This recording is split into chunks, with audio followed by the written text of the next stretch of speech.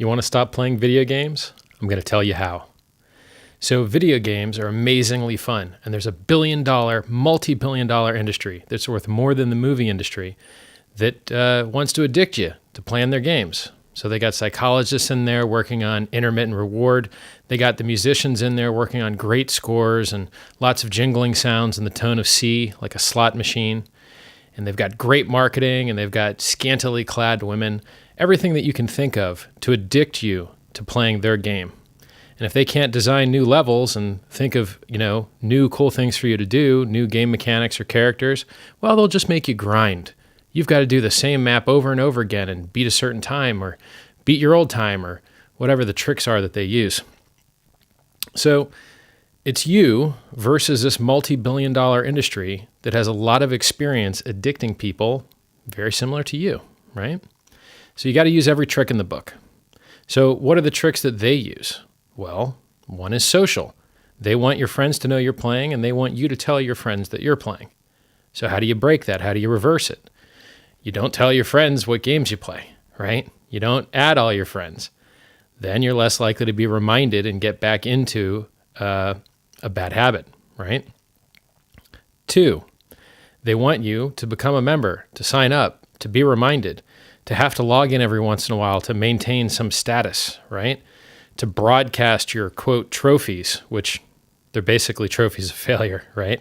In a year, you're not going to play that game ever again, and you will have grinded out and spent thousands of hours or hundreds of hours obtaining goals and, quote, trophies that you'll never care about, right? Well, how do you do the inverse of that?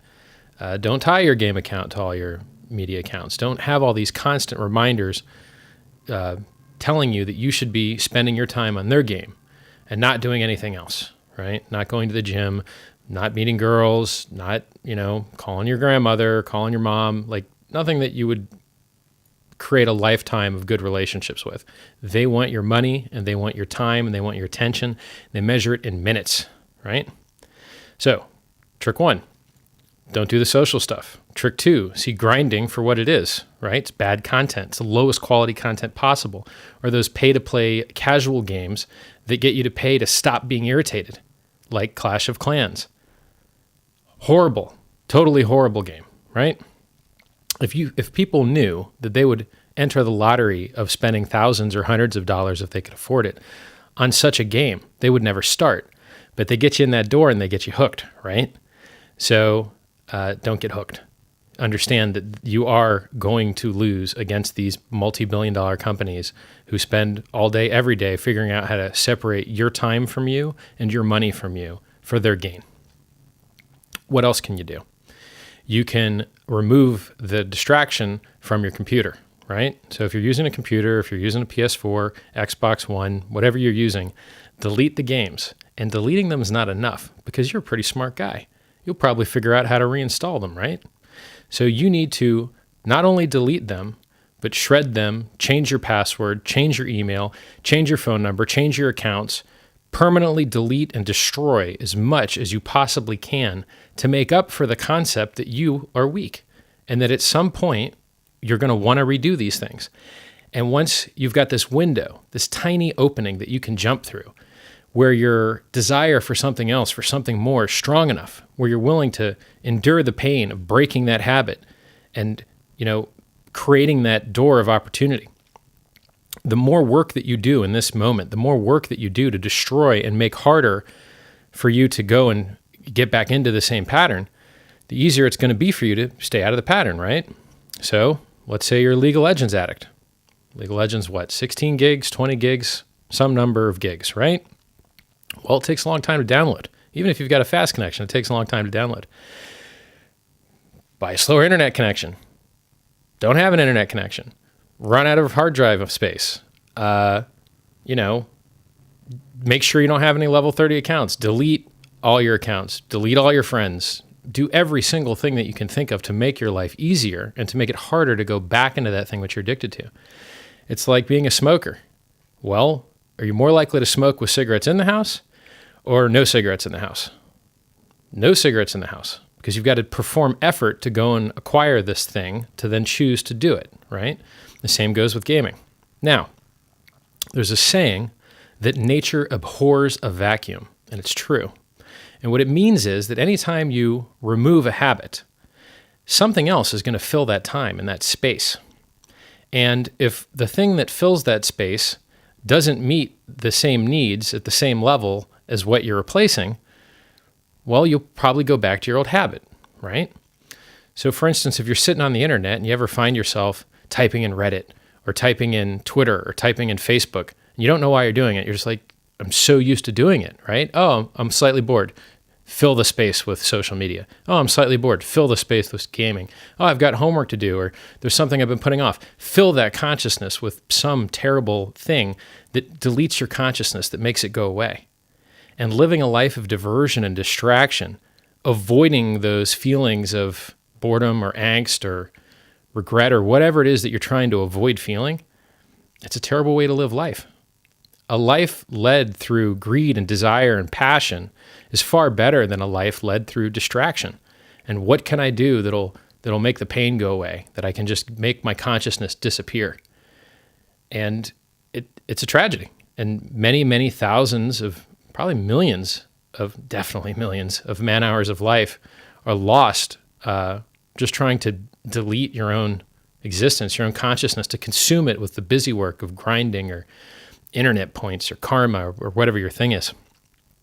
Well, how do you break that habit? Same way. Make re-engaging harder to do, which gives you the opening, right? And now you've got to fill that opening with something better.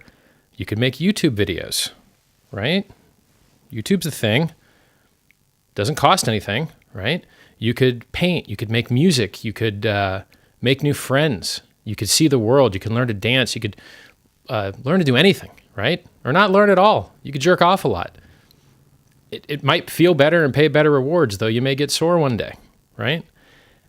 You definitely would get less monthly bills, well, depending on how you do it, I guess. So, step one, know that you're up against billion-dollar companies. Step two, remove the distraction. Delete and destroy as much as you can legally so that it's harder for you to get into the distraction. Jump through that window, that opening you have of free time, and consume it with other things, right? Learning, doing, seeing, working out, traveling, up better habits, right? It doesn't have to be perfect. You can make baby steps, right? Any step in the right direction is a step in the right direction. I assure you that you're not going to care about your 15,000 games and your super duper icon that you earned when you never play the game again and no one else plays it anymore because something new came out. What a waste of time. What a waste of life. Whereas there's other people that build things like evergreen content, which always has value, and they just enjoy the payoff for the rest of their life, right? If you build or learn or do a thing that has lasting value, you get to enjoy it for the rest of time. So what's another way that you could learn to enjoy not doing your old habit? You could focus on enjoying the pain, or focusing on doing something that usually sucks faster, right? Or putting whatever it is that you want to do absolutely first in your day. A lot of my clothes don't fit because I've been working out, and I found a program that I really liked that I kind of invented, which I'm happy about. And just your clothes don't fit anymore, right? Why was I able to break my old habits and like maintain consistency on a new workout program? Because I put it absolutely first thing in the day. It'll be the first thing I do. Sometimes you don't feel like doing it. Great. Sometimes you don't want to do it. Great. Sometimes you're hungover. All right. Maybe don't die on the bench, but things that you can do safely, do them, right? Whatever you put first as soon as you wake up, when you've got the maximum amount of willpower, is what you're most likely to get done, because it doesn't get postponed, put off, missed. Oh, I ate too much. I don't feel like working out. Oh, my friends called me. I don't want to work out. Oh, I just ate some protein and, I don't want to feel bloated. Whatever your excuse is, right? Whatever you put first, you not only get done, but it also gives you the momentum and the good feeling to go through the rest of your day. When you start your day getting something done, it makes it so much easier to get more done through the rest of the day. And even if you don't get anything else done through the day, you still get to feel like a winner the whole time. It's called Eat the Frog. Long story. It's a Mark Twain quote. So, if you've got to do 10 things and one of them is eat a live frog, eat the live frog first so that you don't have to live in regret and pain while you're doing all the other things. It's kind of similar to the coward dies 1,000 deaths. It basically means get it over with, and it really does work. I'm living proof.